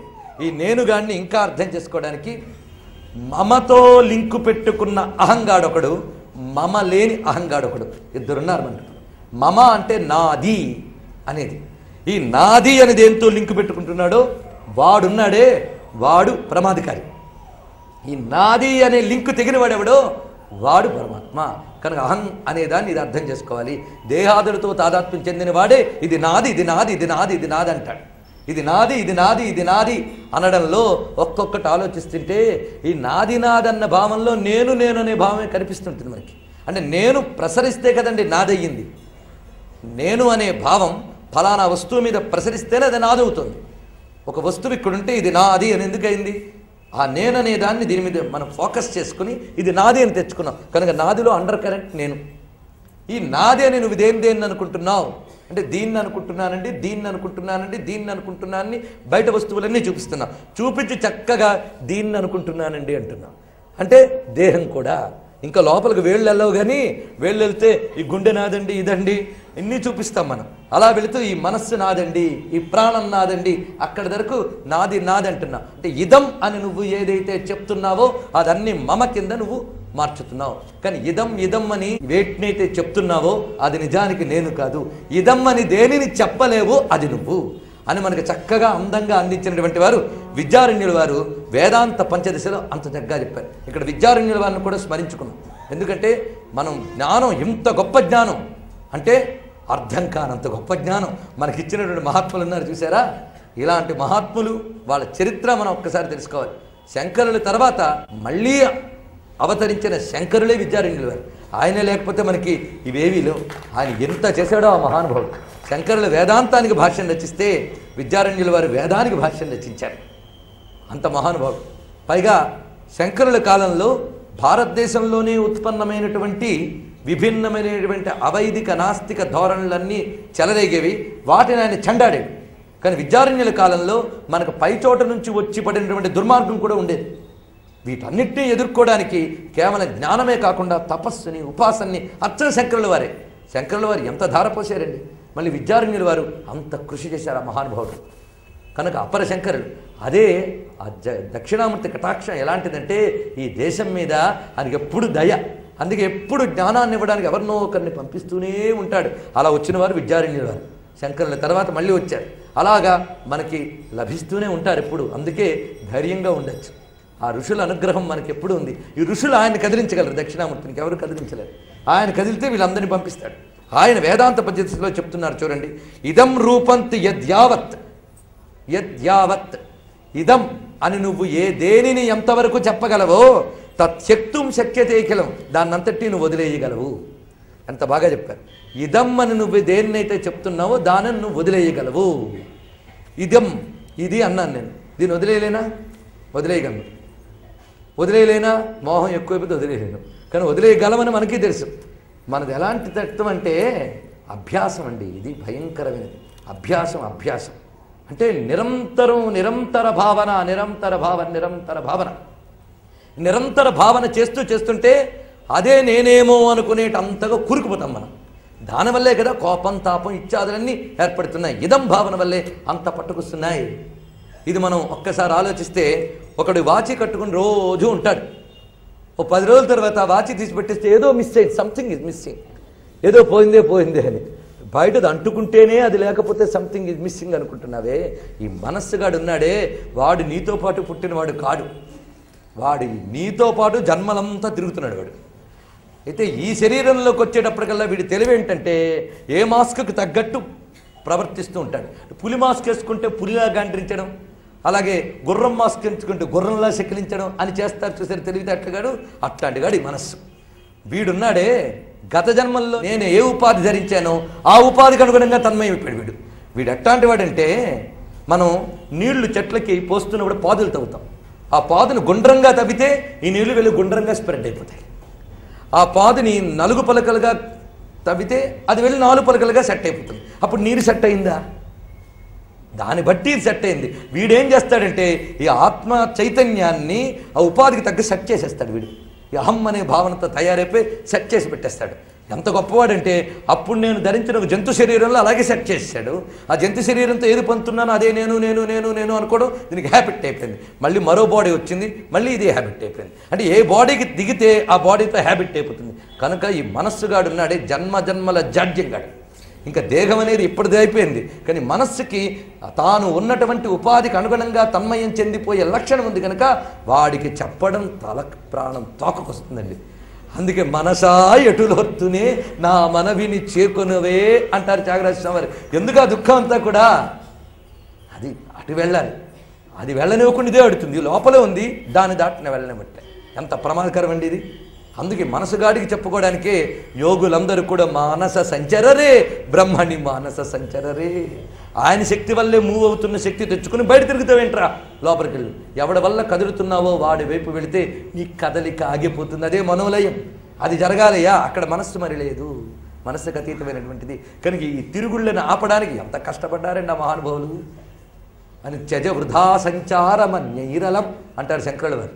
ఓ మనస్సా, ఇంకా అనవసరపు తిరుగుళ్ళు వదిలేసి శంభుధ్యానవసంత సంఖ్యని అక్కడికి వెళ్ళు, ఆ లోపలికి లేనము అని మనస్సును మొరపెట్టుకున్నారు. ఎందుకు మహాత్ములు? ఇది వినదు. దినకర్ర కులభూషణుని దీనుడవై భజన చేసి దినము గడుపమనిన నీవు వినబదేల గుణవిహీన మనసా ఎటులోర్తునే అని ప్రాధేయపడ్డారు కదా త్యాగరాజ స్వామి వారు. అసలు ఈ మనసుగాడి గొడవ గురించి ఎన్ని రకాలు చెప్పారంటే, అది మన అన్నమయ్య పాట మాటి మాటికి చెప్పుకునేది. అద్వైతాన్ని ఒక పాటలో పిండిచ్చాడు ఆయన. తొల్లి కలవే ఇవేయు తొల్లి తాను కలడే. ఇది చాలా మంచి మాట. ఇప్పుడు ఇన్ని చెప్పిన తర్వాత ఈ పాట మీరు ఒక్కసారి వింటే మళ్ళీ అర్థమవుతుంది. ఇప్పుడు ఇంద్రియములు ఇవన్నీ నేను అనుకుంటున్నవాడు ఎప్పుడున్నాడు? ఇవి ఏర్పడిన తర్వాత వచ్చాడా, అంతకు ముందున్నాడా? ఇప్పుడు ముందే ఉన్నాడు వీడు. ఇవి ఏర్పడక ముందే వీడు ఉన్నాడు. వీడు ఉండడం వల్లే ఇవి ఏర్పడ్డాయి. ఇవి ఏర్పడి దీంతో తన్మయమైపోయి ఇదే నేను ఫిక్స్ అయిపోయాడు. అక్కడ అది వచ్చింది బాధ అంతా. ఆ ఫిక్స్ అయిపోవడమే కాకుండా ఈ చైతన్యం అంతా ఇంతే అని పరిమితి పెట్టేశాడు. కనుక తొల్లి కలవే ఇవియు తొల్లి తాను కలడే. ముందు ఇవి ఉన్నాయా అది ఉన్నాయా ఆలోచించు. అసలు ఇదంతా నేను అనుకునేవాడు ముందున్నాడా అంటే ఈ మనస్సు అనేవాడు వీడున్నాడా? ఇది కల్లయును కాదు. ఇదంతా చెప్తే నేను అబద్ధం అంటే మీరు ఒప్పుకుంటారు. ఏదండి అబద్ధం? ఏది అబద్ధం కాదు, ఇవన్నీ నిజమే కదా అంటారు. అందుకని కల్లయును కాదు, అందులో సందేహం లేదు. పోనీ నిజమంటామా? కడు నిజము కాదు. ఇదే మిథ్య. అంత దగ్గర చెప్పాడు. కల్లయును కాదు, ఇది కడు నిజము కాదు. ఏమైనా అంటే అన్నమాచార్య విశిష్టాద్వైతి అంటారు. తప్పు. అనుభూతి యొక్క మాట అద్వైతమే. ఆ స్థాయిలో సాధనా స్థాయిలో ఏవేవో అంటాం. కనుక అన్నమయ్య ఆచరించిన సంప్రదాయం అంతా కూడా విశిష్టాద్వైతం కావచ్చు గాక, అది కూడా గొప్ప మార్గమే. సాధనకి చాలా గొప్ప మార్గం. సాధనలో అందరూ విశిష్టాద్వైతేనండి. కానీ స్ఫురణ మాత్రం, దృష్టి మాత్రం అద్వైతం వైపు ఉంటేనే వాడు తరించగలడు. అందుకు భావాద్వైతం సదా కుర్యాత్ క్రియాద్వైతం నకశ్చన అని చెప్పారు. మనకి దేహాదులు స్పృహ ఉన్నంతకాలం అద్వైతం చెల్లదు. ఈ స్పృహ ఉన్నంతకాలం ఏం చేయాలి? నేను ఇందులో ఉన్నాను స్పృహ ఉన్నంతకాలం దీనికి ఉన్న ధర్మములన్నీ పాటించాలి. కానీ ఇదే నేను అనుకుంటే ఎన్ని ప్రమాదాలు చూడండి. ఇక్కడ నేను ప్రాక్టికల్గా దించుతున్నాను. ఇదంతా కూడా అద్వైతం ఎందుకు అవసరం అనే మాట ఇక్కడ నేను చెప్తున్నాను. ప్రాక్టికల్గా ఎందుకంటే అద్వైతం ఒక్కటే చెప్తుంది, ఆత్మ అనేది సర్వగతమైనటువంటిది. ఈ సర్వగతమైనది అంటే మళ్ళీ ఇంద్రియ మనోబుద్ధులు కాదయ్యా సర్వగతమైనవి, అది వీటిలో ఉన్నవి. దీన్ని యాక్టివేట్ చేసే ఆత్మ మాత్రమే సర్వగతమైనది. ఇది నువ్వు తెలుసుకుని ఆ ఎరుకలో ఉంటూ ఈ దేహాదుల స్పృహ ఇంకా మాయ ఉంది అంటే ప్రారంధం అంత గట్టిగా పట్టేసింది. ఇప్పటికాండి మనసుది కొన్ని జన్మల నుంచి తెచ్చి అంటించింది, అంతా ఇక్కడ పోగు చేసింది. మనకి ఎన్నెన్ని లేయర్స్లో పోగు చేసిందో మనకేం తెలుసు. కనుక ఇదంతా కడుక్కోవడానికి ప్రయత్నిస్తున్నాం. అదే భక్తి అనే సాధన, ధర్మం అనే సాధన, ఇవన్నీ అవసరం. అందుకే అహం బ్రహ్మాస్మి చెప్పిన శంకరుల వారు కూడా వేదో నిత్యమధీయతాం తదుదితం కర్మస్వనుష్ఠీయతాం అని ఎందుకు బోధించారు? వేదాంతం దగ్గరికి వెళ్ళేటప్పటికి వేదాలు దాటేక కదా వేదాంతం. త్రైగుణ్య విశ్వావేదా నిస్త్రైగుణ్యో భవార్జున అని కృష్ణ పరమాత్మ చెప్పాడు కదా. వేదములన్నీ త్రిగుణములే చెప్తున్నాయా, త్రిగుణాత స్థితికి వెళ్ళు, వేదాంతానికి వెళ్ళు అని చెప్పిన ఆ కృష్ణుని మాట, ఆ జగద్గురువు మాట, ఈ జగద్గురువు మాట ఒక్కటే. అయినప్పటికీ ఎందుకు చెప్పారు? వేదో నిత్యమధీయతాం తదుదితం కర్మస్వనుష్ఠీయతాం అంటే ఈరోజు నేను ఆత్మ గురించి చెప్పినంత మాత్రాన మనకు ఆరూఢ స్థితి వచ్చేలేదు. దీన్ని వినాలి, మననం చేయాలి, మాటి మాటికి అనుకోవాలి, మాటి మాటికి డిస్కస్ చేయాలట. అది ఎలా చేయాలి సాధనకు సంబంధించిన అంశములు చెప్తున్నాం. ఇలాగ నిత్యం అనుకుంటూ ఉండవలసిందే. కానీ దేహాదుల స్పృహలున్నప్పుడు ఇవన్నీ పాటించవలసిందే. అందుకే ఎక్కడ కన్ఫ్యూజ్ కాకుండా జాగ్రత్తగా చూడాలి. అందుకే ఏ సంప్రదాయాన్ని పాటించినప్పటికీ కూడా ఆ సాధన సిద్ధావస్థకు చేరినప్పుడు తనకు తెలిసే సత్యం ఒక్కటే. ఇప్పుడు రమణ మహర్షి గారు ఏ ఉపనిషత్తులు విన్నారు, ఏ సాధన పంచకాలు బట్టి ఏం పట్టారు, కానీ ఆయన చెప్పిన మాట శంకరులు చెప్పిన మాట ఒకటే. ఎందుకయింది? సాధన వల్ల. సిద్ధావస్థలో వచ్చిన అనుభూతి ఒకటే చెప్తుంది అనడానికి అదే ఉదాహరణ మనకి. అలాగే అన్నమయ్య కూడా భక్తి మార్గంలో వెళ్ళి వెళ్ళి వెళ్ళి తెలుసుకున్న సత్యాలన్నీ ఇప్పుడు అన్నమయ్య పాటలో 2 చెప్తాను. ఇంతవరకు శంకరులు చెప్పినవి మీకు కనిపిస్తాయి. తొల్లి కలవే ఇవి తొల్లితానగలడే కల్లయును కాదు ఇది కడు నిజము కాదు. జగన్మిథ్యావాదం ఇంతకంటే ఇంకెవరు చెప్పగలండి ఇంత అందంగా? ఇంకో మాట అన్నాడు, తెలిసితే మోక్షము తెలియకుంటే బంధము కలవంటిది బ్రతుకు ఘనునుకుని. ఇంతవరకు అదే చెప్తున్నారు కదా శంకరులు. మోక్ష బంధాలు ఎక్కడున్నాయి? రమణ మహర్షి దగ్గరికి వెళ్ళి ఈశ్వర సాక్షాత్కారం కోసం ఏం చేయాలండి అని అడిగట్టవడం. ఈశ్వరుడు ఎక్కడున్నాడన్నాడు ఆయన. అసలు ఆయన చూడడం ఏంటయ్యా, అదే నువ్వు అయి ఉన్నప్పుడు చూడడం ఏంటన్నట్ట. ఆయనకు తెలుస్తోంది, మన మాట మూర్ఖంగా అనిపిస్తోంది ఆయనకి. ఎందుకంటే తస్థితిలో ఉన్నాడు ఆయన. దేహంలో ఉంటున్నా దేహంతో తాదాత్మ్యం చెందలేదు. వీటన్నిటికీ ఆధారమైన ఈశ్వరునితో తాదాత్మ్యం చెందిపోయింది ఆయన అహం. అలాంటి స్థితిలో ఉన్నవాడు. వాళ్ళ మాటలు ఇవన్నీ కూడా. అందుకు తెలిసితే మోక్షం. తెలియడం అంటే ఇన్ఫర్మేషన్ గ్యాదరింగ్ కాదు. తెలియడం అంటే అనుభవానికి రావడం. అదే తెలియడం ఇక్కడ. అదే జ్ఞానం అంటే. తెలిసితే మోక్షము, తెలియకుంటే బంధము. అంతేనండి, బంధ మోక్షాలకి అంతే తేడా. తెలిస్తే మోక్షం, తెలియకుంటే బంధం. మరి బ్రతుకంతా ఏమిటి? అంత అబద్ధమేనా? కలవంటిది బ్రతుకు ఘనునుకుని. మొట్టమొదటి మనం చెప్పుకున్న పద్యంలో అదే అర్థం. కలవంటిది బ్రతుకు ఘనునుకుని. అందుకే ఆయన అంటాడు, కనుమూసినంతనే, అది అనేక మార్లు మనం చెప్పాం. అక్కడ అంటారు, తన మనోభావనల తగిలితోచీని. ఈ జగత్తుకి ఇదమధ్య స్వరూపం ఎక్కడుంది? తన మనోభావనల తగిలితోచేని. కనుక జగత్తుని దీనిని మితి చేసేది, చైతన్యాన్ని మితి చేసేది మనస్సే అని ఇక్కడ వివరించి, తలచినంతన ఎంత దవ్వైనా కాన్పించు. మనస్సుకున్న శక్తి చూడండి. ఇక్కడిప్పుడున్నా మీరు ఎక్కడికైనా వెళ్ళగలరు. మా మనసు అమెరికా దాకా వెళ్తుంది. అక్కడ దాకా వెళ్ళేవు కదా, కాస్త ఇంగ్లాండ్ దాకా వెళ్తావా అంటే వెళ్తుంది. దానికేం పోయింది, టక్కన వెళ్ళిపోతుంది సూక్ష్మం కనుక. కానీ మనం అమెరికా నుంచి ఇంగ్లాండ్ వెళ్ళాలంటే ఎన్ని కష్టాలండి, వీసాల దగ్గర నుంచి అన్ని కష్టాలు. ఈ మనస్సు కూడా ఎక్కడికైనా వెళ్ళిపోగలడు. అందుకే తలచినంతన ఎంత దవ్వైనా కాన్పించు, తలపు మరచిన మతికి దట్టము తమము. దానికి తలపు అనేదే లేకపోతే మనస్సుకి ఇంకంతా చీకటే. కనుక పుట్టడం పోవడం ఎవరు కల్పిస్తున్నది అనే దాని గురించి అన్నమయ్య అంటాడు, పొలసి మతి మర్రగుననే పుట్టుటలు పోవుటలు. ఎంత చక్కగా చెప్పాడు. అక్కడ కనురెప్ప మరుగుననే కలిమియును లేమియును తన మనోభావనల తగిలితోచీని అన్నాడు. ఇక్కడ పొలసి మతి మరగునని పుట్టుటలు పోవటలు పలు చంచల వికార భావమీ జగం. పలు చంచల వికారం, ఈ చంచలత్వం వల్ల వికారం వస్తుంది. ఈ వికారం అంతటికి కారణం ఈ చంచలంగాడైన మనస్సు కాదు. ఇది మనకి చక్కగా చూపిస్తున్నారు. అయితే ఇవన్నీ ఏర్పడడానికి ముందు నేను అనబడేటువంటిది ఉంటేనే కదా ఏర్పడింది.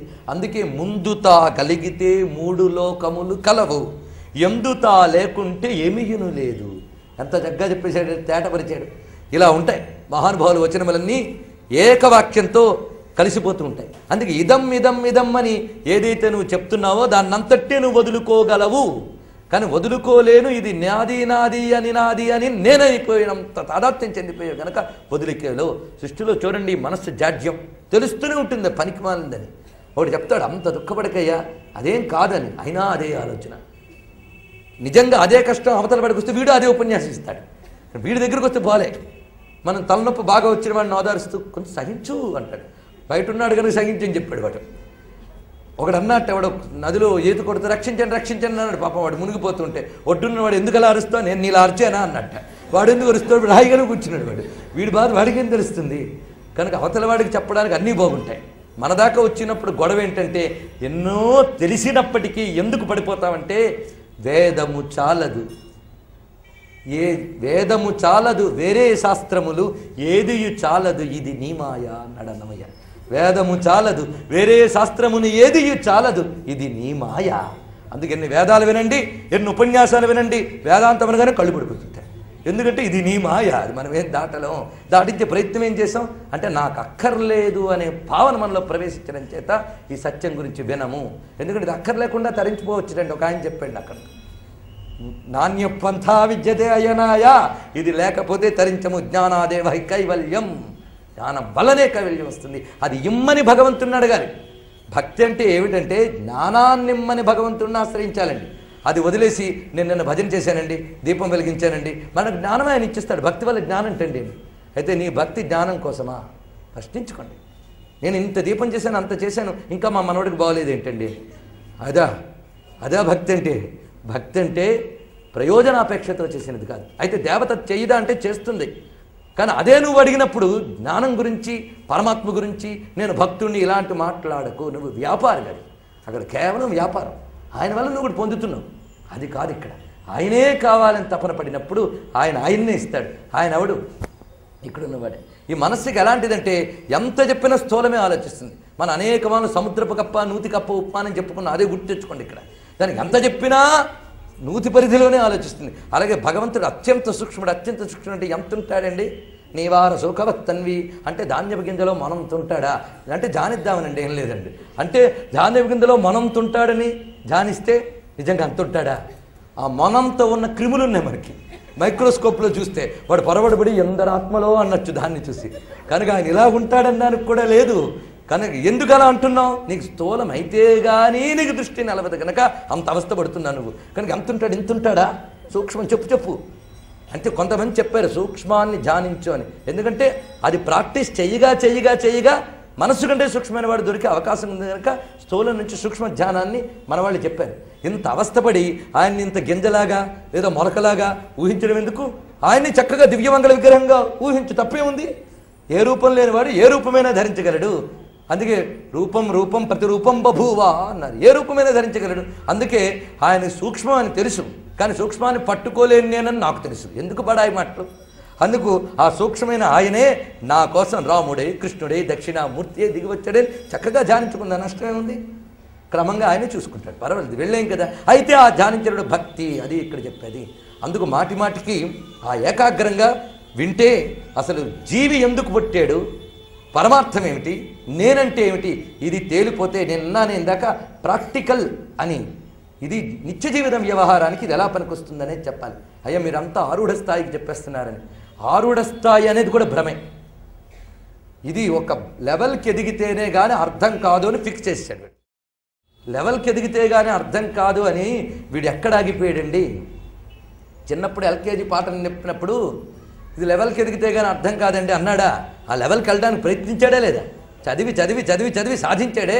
నాయన ఆ డబ్బు అందరికీ దొరకదండి, అందరికీ తెలుసు అది. దానికోసం గుండా పిండే పొద్దుటి నుంచి రాత్రి వరకు ఒళ్ళు హోనం చేసుకుని నానా గడ్డీ కరిచి మోసాలు చేసి అన్యాయాలు చేసి సంపాదిస్తున్నాడే లేదా? అది మాత్రం తేరగా దొరికిందా? తేలిగ్గా దొరికిందా? సృష్టిలో ఏది తేలిగ్గా దొరికిందని? బ్రహ్మం తేలిగ్గా దొరకాలని అనుకుంటున్నావు నువ్వు. తేలిగ్గా దొరకాలనుకోవడమే మహాదోషం. అది తేలిగ్గా దొరకదు కదా అని వదిలేయకు, సాధించడానికి ప్రయత్నించు. అందుకు పుట్టావు. మళ్ళీ దొరకదు ఉపాధి. ఆలోచించగలిగేటువంటి దివ్యోపాధి మళ్ళీ దొరకదు. అందుకు వీడికే అవకాశం ఉంది. ఆ వెనక్కి తిరిగి వెళ్ళగలిగే అవకాశం వీడికే ఉంది.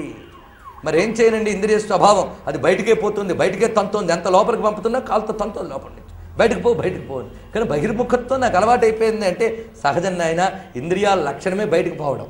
దానితో తాదాత్మ్యం చెందినటువంటి అహం ప్రవృత్తికి బయటికి పరిగెత్తడమే దీనికి సరదా. తలుపులు తెరుచుంటే పిల్లాడు బయటికి వెళ్ళక ఏం చేస్తాడండి? అందుకు జాగ్రత్తగా చూసుకోవాలి, వాడు పరిగెడతాడు బయటికి. అందుకు పరాంచికాని వ్యతురుని స్వయంభూ కశ్చిత్ ధీర ప్రత్యేగాత్మానమేక్షత్. ఇంద్రియాల ప్రవృత్తే బయటికి పరిగెత్తడం. కశ్చిత్ ధీర, ఒకే ఒక్క ధీరుడెవడో వాడు ప్రత్యేగాత్మానం వెనుతిరిగి పట్టుకుంటాట వాడిని ధీరుడు అన్నాడు. కనుక ధీరుడు వీరుడు సూర్యుడు ఎవడంటే వాడికి మాత్రమే దొరుకుతుంది పరతత్వం. అందుకే ధీర సమర్చిత వీరారాజ్య అనే మాటలు వేయడంలో వాళ్ళు వీరులు, వాళ్ళు ధీరులు, వాళ్ళ చేత ఆరాధింపబడుతుంది అమ్మ. అంటే అర్థం వాళ్ళే అనుసంధానింపజేసుకోగలరు ఆత్మతత్వాన్ని. ధీరులంటే ఇంద్రియాన్ని నిగ్రహించేవాడు ధీరుడు, మనస్సును నిగ్రహించేవాడు ధీరుడు, విచారణ మార్గంలో విసుక్కోకుండా కొనక్కకుండా వెళ్ళేవాడు ధీరుడు. అలాంటి ధీరత్వాన్ని సంపాదించుకోవడానికి సాధన చేయాలి. తమ ప్రవృత్తుల్ని విడిచిపెట్టుకుంటూ ఇదం ఇదం ఇదం రూపంతు యద్యావత్ తత్యక్తుం శక్యతే ఖిలం. ఇదం ఇదం అనేది ఏదైనా విడిచిపెట్టగలవు, ప్రాక్టికల్గా నువ్వు ఆలోచించి నీకే తెలిసిపోతుంది. కానీ అసఖ్యో హ్యనిదం రూపం స ఆత్మ బాధవర్జిత. నువ్వు విడిచిపెట్టలేనిదే అనిదం. అనిదమైన దాన్నే నువ్వు విడిచిపెట్టలేవు. ఇది అని దేన్ని చూపించలేవు నువ్వు. సృష్టిలో అన్నిటినీ ఇది ఇదే నువ్వు చూపించగలవు.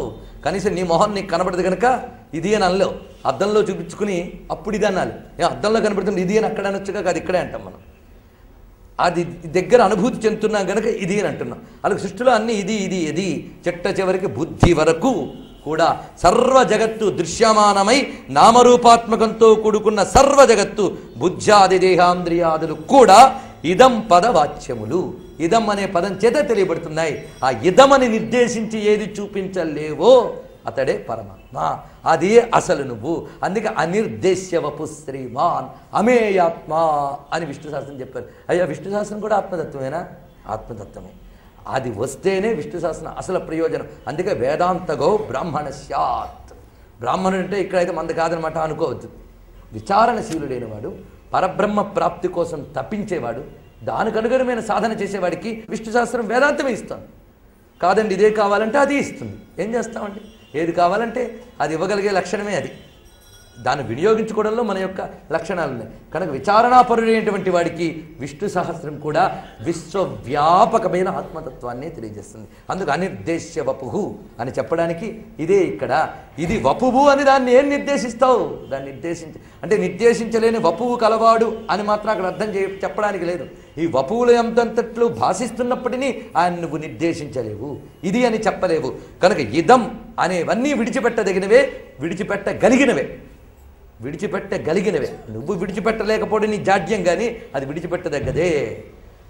నన్ను వదలట్లేదండి అన్నట్టు. నన్ను వదలట్లేదు కదా, నువ్వు దాన్ని వదలట్లేదు. సాధారణంగా ఎంత చెప్పినా మనస్సు వదలట్లేదండి దాన్ని, అది వదలదు. నువ్వు దాన్ని వదలట్లేదు. అది మన లోకంలో ఒకటి చెయ్యి గట్టిగా పట్టుకుని వదిలే అంటున్నట్ట. పట్టుకునేది నువ్వేనేనా అన్నట్టు వాడు. అలా ఉంటుంది మన వ్యవహారం అంతా. మనం గట్టిగా పట్టుకుని వదలట్లేదండి. ఏం వదులుతాయి? సృష్టిలో నాకు ఎంత చెప్పినా ఆ మరవడి మీద బుద్ధి పోతుందండి, వదలట్లేదండి. వాడు ఎప్పుడూ నువ్వు వదిలేశాడు, వాడిని నువ్వు తలుచుకునే నిరంతరం ఏడుస్తున్నావు పోయే వరకు కూడా. కానీ ఆ జడభరతుడు లేడీని పెంచినప్పుడు ఆ లేడీది దాన్ని పోయింది. లేడీ ఎప్పుడూ ఆయన వదిలేసింది, కానీ వీడు మాత్రం దాన్ని వదలలే. కనుక ఏమయ్యాడు? అదే వాడయ్యాడు. కనుక మనం దేన్ని వదలకుండా పట్టుకుంటే దాంతో చాలా ప్రమాదం అయిపోతుంది. అందుకు ఇక్కడ అసలు ఏదో అది అనిదం, ఇది అని నిర్దేశించలేనిది ఆత్మ. కనుక ఇప్పుడు ఇది అని నిర్దేశించలేవు కనుక దానికి బాధ కూడా లేదన్నాడు. సృష్టిలో ఇది అని దేన్ని చెప్పగలవో దాని అంతటికీ బాధ ఉందిట. ఇది అని శరీరాన్ని చెప్తున్నాం, దీనికి బాధ ఉంది. బాధ అంటే దెబ్బ తినుట, నశించుట అని అర్థం తీసుకోవాలి. దెబ్బ తినడం దీనికి ఉంది, నశించడం దీనికి ఉంది. సృష్టిలో ఇదం అని చెప్పబడే ప్రతి పదార్థము కూడా నశిస్తున్నది. కానీ ఇదం ఇత్థం అని తేల్చలేనిది ఏదో అది పరమాత్మ. అందుకే ఇదమిత్థం అని తేల్చలేం అంటారు. ఇదం అంటే ఇది, ఇత్థం అంటే ఇలాగా అని. ఇది ఇలాగా అని చెప్పలేని విషయం అదొక్కటే. మరికొన్నిటికి ఇదమిత్థం అని చెప్పలేమండి అంటాం. నువ్వు చెప్పలేవు కానీ చెప్పచ్చు, అది ఇంకోటి చెప్పగలడు. కానీ సృష్టిలో ఇదం ఇత్థం అని చెప్పలేనిది ఏదైనా ఉంటే అది పరతత్వం మాత్రమే. మిగిలినవన్నీ ఇదమని చెప్పగలిగినవే. కనుకనే ఇంత అందంగా చెప్పారండి విద్యారణ్యుల వారు. అసఖ్యో జనిదం రూపం సహాత్మ బాధవర్జిత. కనుక ఈ ఆత్మ అనే విషయానికి బృహదారణ్యకోపనిషత్తు చెప్పిన గొప్ప మాట యత్ సాక్షాత్ అపరోక్షాత్ బ్రహ్మ. ఇది గొప్ప మాట అండి. ఇది బాగా గుర్తుపెట్టుకుంటే చాలు. యత్ సాక్షాత్ అపరోక్షాత్ బ్రహ్మ. ఈ మాటని బాగా మననం చేసుకుంటూ ఉండండి ఎప్పటికప్పుడు. యత్ సాక్షాత్ అపరోక్షాత్, ఏది నీకు నిత్యము అపరోక్షము అదే బ్రహ్మము. చూడండి ఎంత గొప్ప మాట ఇది. అపరోక్షము అంటే ప్రత్యక్షం కానిది. ప్రత్యక్షం కానిది పరోక్షము, ప్రత్యక్షమైతే అపరోక్షం. అది కదా, ప్రత్యక్షమైతే అపరోక్షం. అయితే మరి ప్రత్యక్షానొచ్చగా అపరోక్షం ఇలా చెప్పడం, తిప్పి చెప్పడం, ఇలాంటివే చేస్తుంటారండి వేదాంతులు. తిప్పి చెప్పడం ఇవన్నీ చెప్పి మనకు అక్కనివ్వకుండా చేస్తుంటారు. అంతేకాదు గురువుగారు ఇది టైటిల్ పెట్టేశారు పుస్తకానికి, అపరోక్షానుభూతి అని పేరు పెట్టేశారు ఆయన. ఏమిటి అపరోక్షం? పరోక్షం కాకపోతే ప్రత్యక్షం. దానికి అపరోక్షం చెప్పచ్చా అంటే నిన్న చెప్పిన అద్వైతం లాంటి గొడవే అది. రెండు కాదంటే ఏకమనొచ్చుగా, అద్వైతం ఎందుకు అనాలి అంటే నాయన ఇది నిత్యం నీకు అపరోక్షమే. ఆబాలగోపవిదిత అది అన్నమాట. అందరిలోని నిజంగా భాషించేది అదే. అది ఉండడం వల్ల అన్నీ పోల్చుకుంటున్నావే, ఏది ఉండడం వల్ల అన్నీ తెలుసుకుంటున్నావో అదే అసలైన తెలివి, అదే తెలివి, అదే కాన్షియస్నెస్, అదే ప్యూర్ కాన్షియస్నెస్. ఈ మనస్సులో ఉన్న కాన్షియస్నెస్ నువ్వేమనుకుంటున్నావో అది వైబ్రేటెడ్ కాన్షియస్నెస్, అది చలనాత్మకమైనటువంటిది. కనుక దానికి సత్యం లేదు, క్షణానుకూల వెళ్ళిపోతుంటుంది. కనుక మనస్సే ఆత్మ అనుకున్న వాళ్ళందరినీ బాధేరు ఈయన. చలాం బుద్ధించ శూన్యం విదుగు అని కొట్టడంలో మనస్సే ఆత్మ ఎలా అవుతుందిరా? క్షణానుకూలం అనుకునేది ఎలా అవుతుంది? ఆత్మ అవికారి, మనస్సు వికారి. వికారైన మనస్సుని పట్టుకుని ఆత్మని ఎలా అంటావు నువ్వు? కాదు. కనుక మనస్సులో వచ్చే ఆలోచనలన్నీ కూడా మనస్సే ఆత్మ నిర్ధారించడానికి సరిపోవు. ఇది మనకింత చక్కగా బోధిస్తూ వెళ్ళారు. అందుకు సాక్షాత్ అపరోక్షాత్ రెండు మాటలు వేశాడు. నేరుగా నీకేం తెలుస్తోంది అపరోక్షమయ్యి అంటే? ఈ పరోక్షం అయినవే అన్నీ కూడా సృష్టిలో. ఈ శరీరము పరోక్షమే. ఇప్పుడు ప్రత్యక్షం అవచ్చు. నిద్రపోతే ఏమైంది? ఆ నిద్రలో కూడా వదలకుండా కూడా ఉన్నాడే వాడు నిత్యాపరోక్షుడు. నీకెప్పుడు వదలకుండా అపరోక్షంగా ఉన్నవాడు వాడు మాత్రమే. వాడు ప్రత్యక్షం అంటే ప్రత్యక్షమే, కానీ నువ్వు గుర్తించట్లేదు గనక పరోక్షం అనుకుంటున్నావు. పరోక్షం అనుకుంటున్నావు గనక పరోక్షం కాదు అన్నారు. నీకు రోగం లేదని ఎందుకన్నారు? రోగం వచ్చింది కనుక. నీకు రోగం లేదురా నాయన అంటే రోగం వచ్చింది కనుక రోగం లేదంటున్నావు. కనుక నువ్వు పరోక్షం అనుకుంటున్నావు గనక పరోక్షం కాదురా నాయనా అని చెప్పాల్సి వచ్చిందనమాట. అందుకు అపరోక్షం. నిత్యాపరోక్ష పరమాత్మ ఎప్పుడు నిత్యాపరోక్షుడు. అందుకే అన్నమయ్య ప్రత్యక్షమైనట్టి పరమాత్మునికి అన్నాడు. ప్రత్యక్షమైన వాడు పరమాత్ముడు. ఇది తెలుసుకోవాలి. అందరిలోని కూడా భాషించేది అదే. అందుకే నిత్యాపరోక్షమైనది ఆత్మ. ఇంత సూక్ష్మంగా, ఇంత బలంగా, ఇంత స్పష్టంగా ఉపనిషత్తు చెప్పినా అర్థం కాలేదంటే ఈ మాయగాడు అంత దట్టంగా ఈ మనస్సుని కదిలించేస్తున్నాడు అనమాట. దానివల్ల వస్తున్నది. కనుక ఇది దాటాలి అంటే మాయాశక్తి విలాస కల్పిత మహావ్యామోహ సంహారిణి తస్మై శ్రీ గురుమూర్తయే నమ ఇదం శ్రీ దక్షిణామూర్తయే. కనుక ఇప్పుడు మనకు అర్థమైంది ఏంటంటే ఆలోచన వృత్తి అచలం అనేటువంటిది వృత్తిరాహిత్యం. అది ఆత్మ. కనుక అచలం ఆత్మ, చలం మనస్సు.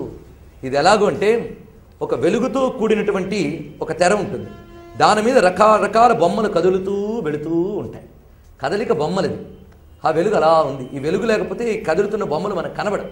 కనుక ప్రపంచంలో కదులుతున్న నామరూపాత్మకమైన బొమ్మలన్నీ ఈ చైతన్యం మీద భాషిస్తూ ఉంటే ఈ కదలికని మనస్సు అన్నారు. దానికి ఆధారమైనటువంటి ఆ వెలుగు పుంజం ఏ వికారం లేకుండా ఉందే అది ఆత్మ అన్నారు. ఈ వికారాలు, ఈ బొమ్మల వికారాలన్నీ కూడా చలనంతో వెళ్ళిపోతూ ఉన్నవే, కానీ మనం దీని మీద చూసి ఇదే ఆత్మ అనుకుంటున్నాం. అలాగే ఆయన వీటికి అతీతంగా ఉండడానికి అనడానికి ఇది ఒకటి విశేషం. అయితే ఆత్మకి శక్తి ఎలా వచ్చింది అంటే దీన్ని పట్టుకుంటే కానీ, మనస్సు అనే కానీ పట్టుకుంటే కానీ ఆత్మార్థం కాదండి. మనకి పైన పక్షి ఎగురుతుంది అన్న విషయం తెలియాలంటే దాని నీడ కిందన పడితే అప్పుడు చూస్తాం పైకి. అయితే ఈ రెండింటినీ చూసి నీడ వేరు పక్షి వేరు అనుకున్నామా మనం? కాదు. ఇక్కడ నీడకి కారణం పైన వెళ్ళిన పక్షి. అలాగా ఆ ఆత్మ యొక్క ప్రతిబింబితమైన చైతన్యమే మనస్సులో అహంగా ఉన్నది. కనుక అహంకారం ఇప్పుడు వచ్చా ఇక్కడికి. అహంకారం అనే దాన్ని తీసుకుంటే అహం అటు తిరిగిందా ఇటు తిరిగిందా. కనుక నీడను చూస్తూ అదే పక్షి అనుకోవడం ఎలాంటిదో ఈ మనస్సులో ప్రతిబింబించే అహం, ఈ ప్రపంచం వైపు ప్రసరించే అహం, ఈ దేహంతో తాదాత్మ్యం చెంది నేను ఫలానా పుల్లయ్యని అనుకుని దీనికి సంబంధించిన లక్షణాలని నేను కంటగట్టే అహం ఏదైతే ఉందో అది నీడగాడి పక్షి. అసలు పక్షి అది. ఇది తెలుసుకుంటే రెండు పక్షులు ఉన్నాయా? లేవండి. లేవా? నీడ ఇప్పటికీ కనిపిస్తుంది. అసలు పక్షిని చూసినా నీడ కనిపిస్తుంది. అయినప్పటికీ అది రెండనే భ్రమ పోయింది. అదేవిధంగా ఈ దేహంలో ప్రతిబింబించే ఆత్మని గుర్తించిన వాడు ఈ దేహంలో ఉన్నా భ్రమకు దూరం అవుతాడు. అది భ్రమ, అది ఎక్కడ తొలగినది. అయితే ఈ భ్రమ ఎవరు కల్పించారు?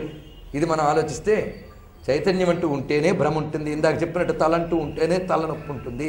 చైతన్యం అంటూ ఉంటేనే అజ్ఞానం ఉంటుంది కదా. ఈ అజ్ఞానాన్ని చైతన్యం తొలగించదు. ఇది బాగా తెలుసుకోండి. అజ్ఞానం కూడా చైతన్యం వల్లనే భాషిస్తున్నది. కొంచెం ఆలోచించండి. భ్రమించడానికి కూడా కారణం అదే కదా. అధిష్టానం లేనిది భ్రాంతి లేదు అని కదా చెప్తున్నాం. నిన్న మనం చెప్పుకున్న ఉదాహరణే, తాడు అని తెలియకపోవడం వల్ల మనం పాము అనుకున్నాం. అలా అనుకోవడానికి కారణం తాడే కదా. అదే ఇక్కడ చెప్పడం. కనుక నేను పాము అనుకోవడానికి కారణం తాడే అని తాడి మీద కోపగించుకుంటామా? లేదు. మధ్యలో భ్రమగాడు కూడా ఉన్నాడు, వాడు మాయ అనమాట. ఈ మాయ చేత భ్రమిస్తూ ఉన్నాం. కనుక అజ్ఞానము ని కూడా భాషింపజేసేది చైతన్యమే. దీని గురించి చాలా గొప్పగా చెప్పారు. అందుకే అన్ని సంకల్పములు ఆయనవేనండి అని ఒక మాట తోసేస్తూ ఉంటాం మనం. అన్ని అజ్ఞానమును కూడా భాషింపజేస్తాడు ఆయన.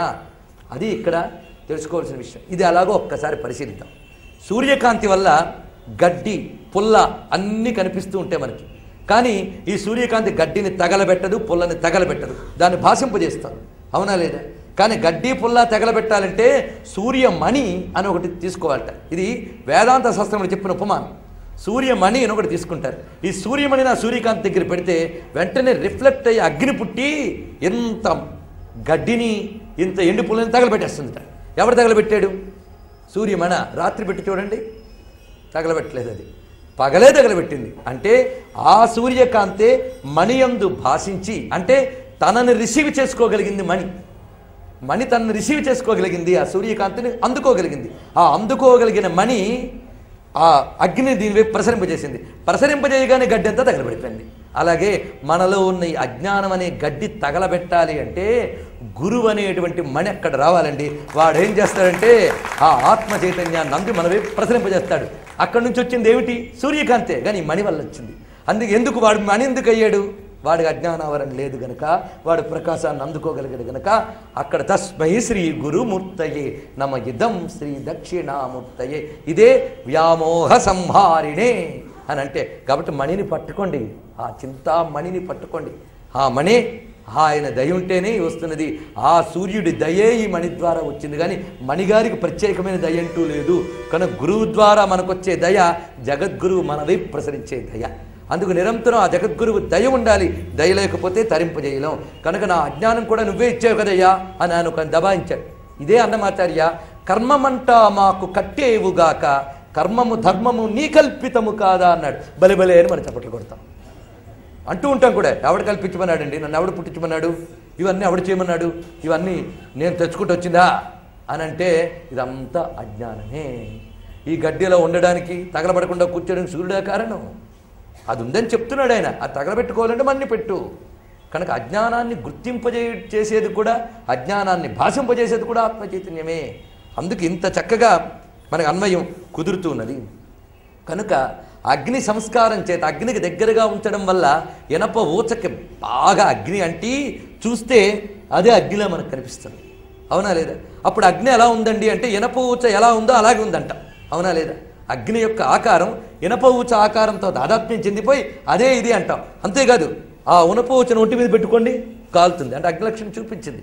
కాబట్టి అగ్ని అంటే పొడుగ్గా గొట్టం వలె ఉండునది అని రాస్తామా? గొట్టం వలె ఉన్నది ఊచ, అగ్ని కాదు. దానికి ఇది అంటడం వల్ల నువ్వు అది అలా ఉందని అనుకుంటున్నావు. కనుకనే దేహాదిలయందు మనస్సుయందు ఆత్మశక్తి ప్రసరించడం చేత ఇదే ఆత్మ అనుకుంటున్నావు, ఊచని అగ్ని అనుకున్నట్లు. కానీ అది కాదయ్యా, దానివల్ల ఇది వెలుగుతుంది అనేటటువంటి స్ఫురణ రావాలి. అంటే అసలు స్ఫురణ అగ్నిది, ఊచది కాదు. అది అంటడం వల్ల ఊచయందు అగ్ని ద్యోతకమవుతుంది. కనుక అచేతనములైనవన్నీ చేతనములుగా కనబడ్డానికి కారణం అసలు చైతన్యమైన పరమాత్మ అనేటువంటి విషయాన్ని ఇక్కడ చెప్పి అలాంటి వ్యామోహాన్ని పోగొట్టేటువంటి గురువు యొక్క దయని చెప్పారు. అదే ఇక్కడ చెప్తూ ఏషాంసయేవ భగవాన్ దయయేదనంత సర్వాత్మనాశ్రిత పదో యది నిర్వ్యళీకం తే దుస్తరామతితరంతి చ దేవమాయాం నైషాం మమాహమితి ధీస్వసృగాల భక్షి అని మనకి శాస్త్రం చెప్తున్నది. ఎవరు తరించగలరు? కస్తరతి కస్తరతి కస్తరతి మాయాం. నారద మహర్షి చక్కగా చెప్తాడు ఇది నారద భక్తి సూత్రాల్లో. మాయ ఎవడు దాటగలడు అంటే ఆ మహావ్యామోహ సంహారిణి అయినటువంటి ఆత్మ యొక్క జ్ఞానం పూర్ణంగా లభించినవాడు. ఆత్మ యొక్క జ్ఞానం అంటే ప్రకాశం. ఈ జ్ఞానాన్నే మనం భక్తి పరిభాషలో కారుణ్యం అని చెప్తున్నాం. తనని తాను పూర్తిగా చూపించడమే. అయితే మనం కరుణామయుడిని ఆశ్రయించాం కదండి ఆయన్ని అంటే కాదు, ఆయన కరుణతో మళ్ళీ ఇదంనే అడుగుతున్నాం. మనం ఇదంనే అడుగుతున్నాం కానీ అనిదాన్ని అడగట్లేదు. ఇదం అడుగుతున్నంతకాలం ఆయన ఏం చేస్తాడు, ఇస్తూ ఉంటాడు. వాటిలో దుఃఖం ఉంటుంది. అనిదం అడగాలి. అనిదం అంటే ఆయన ఇచ్చి నిన్నిచ్చేనైనా అనాలి. నిన్నిచ్చే అంటే ఆయన అసలు స్వరూపం అనిదం స్వరూపం. అనిదం స్వరూపమైన ఆయన కృపలేనిదే దీని నుంచి తరించలేరు. ఎందుకంటే నైషా మమాహమితి ధీ స్వసుగాల భక్షి. అసలు ఎంత మాట అంటున్నాడండి ఇక్కడ వేదాంతకారుడు. మమ అహమితి, నాది నేను అని దేన్ని అనుకుంటున్నావు నువ్వు? స్వశృగాల భక్షి అంటే నక్కలు కుక్కలు తినడానికి యోగ్యమైన దేహాన్ని పట్టుకుని నాది నేను అంటున్నావే. ఎటువంటి ఆ నేను అనే మహాచైతన్యాన్ని నక్కలు కుక్కలు తినడానికి పనికొచ్చే దేహం మీద ఆరోపించుకుంటున్నావా? దీని నుంచి బయటికి పంపాలంటే ఎవడి వల్ల అవుతుంది? కేవలం ఆయన వల్లే. తే దుస్తరాం అతి తరంతి చ దేవమాయ. ఈ మహామాయని ఆయన్ని ఆశ్రయించిన వాళ్ళు మాత్రమే చేరతారు అన్నారు కనుకనే గురువుగారు ఇక్కడ మహావ్యామోహ సంహారిణి అనే విషయాన్ని ప్రస్తావించారు. వాటి తర్వాత శ్లోకంలోకి మనం ప్రవేశిస్తూ ఉన్నాం. స్వామికి నమస్కరిస్తూ సర్వం శ్రీ గురుచరణారవిందార్పణమస్తు. నమః శివాయ సాంబాయ శాంతాయ పరమాత్మనే.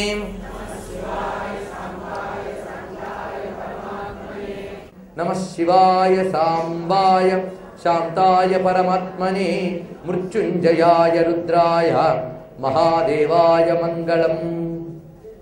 సర్వమంగళమాంగళ్యే శివే సర్వార్థసాధికే శరణ్యే త్రయంబకే గౌరీ నారాయణి నమోస్తుతే.